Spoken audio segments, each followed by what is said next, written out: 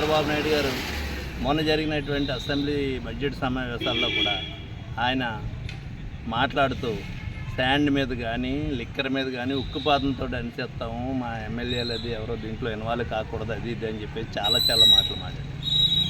Liquor అయితే ప్రతి ఊళ్ళోని belt షాపులు, ఊరికి 3-4 బెల్ట్ షాపులు ఉన్నాయి ప్రతి ఊళ్ళోనండి.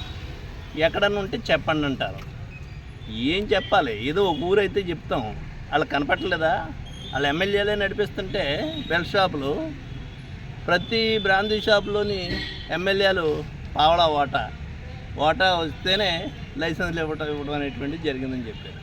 ఈ విధానం అనేటువంటిది ఎప్పుడు చూడలేనటువంటి విధంగా జరుగుతున్నటువంటి విధానం ఇది. మరి ఈరోజు మాట్లాడుతూ అందరూ మేము మాట్లాడటమే కాదు, శాండ్ విషయం ఈ అధికార పార్టీకి సంబంధించినటువంటి ఎమ్మెల్యేలు కూడా చాలా దారుణమైనటువంటి పరిస్థితుల్లో ఉన్నది. ఇసుక అనేటువంటిది ఎక్కడా దొరకట్లేదు, చాలా ఇబ్బందులుగా ఉన్నాయనేటువంటిది చెప్పడం అనేటువంటిది చూసాం. మరి ఈ ప్రభుత్వం ఏం చెప్పింది, ఏం చేస్తుంది, హామీలు ఏమి ఇచ్చింది అనేటువంటి దాని మీద ఒక మాట ఇక్కడ చెప్పలేదు సమీక్షా సమావేశంలో.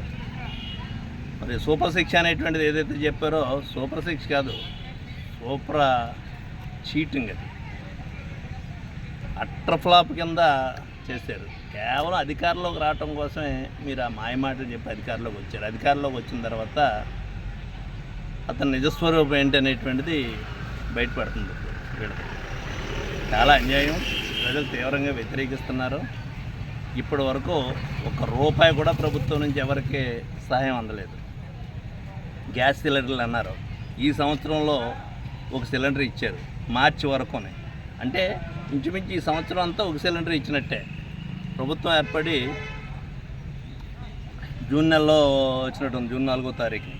అప్పటి నుంచి ఇప్పటి వరకు చూసుకుంటే రేపు మార్చి వరకు ఇచ్చేది ఒకే సిలిండర్ అని చెప్తున్నారు. అంటే 3 సిలిండర్లు ఇస్తానని చెప్పారు గతంలోనే హామీల్లో. మరి అదేవిధంగా నీకు 15 అన్నారు. మరి నీకు 18 అన్నారు. రైతులందరికీనేమో 20,000 రూపాయలు సహాయం అందిస్తా అన్నారు. ఏది ఇవన్నీ ప్రజలు ఇవన్నీ గమనిస్తున్నారు.